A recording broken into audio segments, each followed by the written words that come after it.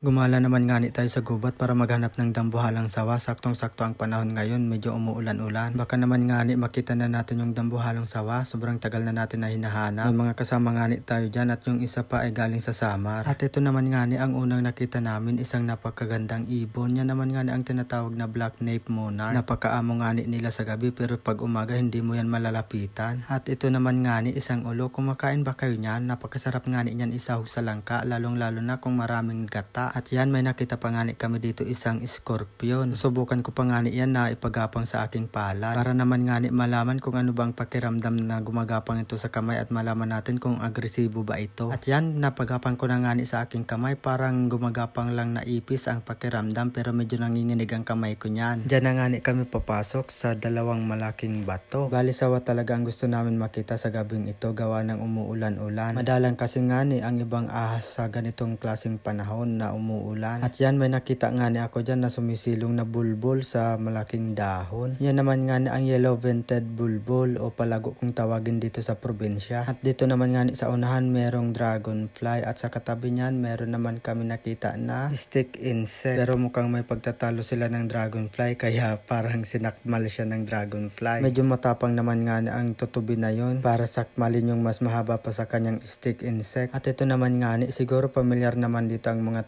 taga-probinsya kung anong klaseng halaman yan. Ito naman yung ginagamit pang shampoo ng mga sinaunang tao. Napakadaming katas ang lumalabas sa isang bulaklak lang at napakadulas ng liquid na lumalabas sa kanya. At meron naman nga dito kakaibang kulay ng gagamba, parang neon siyang kulay green na parang transparent. Alam nyo ba kung anong klaseng gagamba yan? Meron naman nga dito isang palaka, siguro nag-iisip na siya kung anong luto ang masarap para sa kanya. Nakakain na ba kayo niyan? Crispy fry lang ang katapat niyan. At ito naman nga isang napakalaking huntsman. Yan naman yata yung tinatawag na Heiferopoda. Munti ko pa nga yan na mahawakan. Buti naman nga gumalaw kaya napansin ko kaagad. May nakita naman nga ako dito isang malaking Asian box turtle or Philippine box turtle. Pero ang scientific name daw nga nito ay Coora philippinensis. Napakarami nga niyan dito sa pinaghihirpingan namin. Kaya kung gusto nyong makakita niyan, sumama lang kayo sa amin. Pero bawal kunin, hanggang tingin lang nga tayo niyan. Pero naman nga dito napakalaking mushroom. Hindi ko lang nga sigurado kung mushroom ba yan o fungus. Magkaiba ba ang dalawang yun? I-ID nyo na nga lang para malaman ko din. Ito naman nga isa pang Philippine box turtle, nakaharang lang sa daanan. Dinaya lang yung bato, akala niya hindi siya mapapansin. At ito nakakita naman nga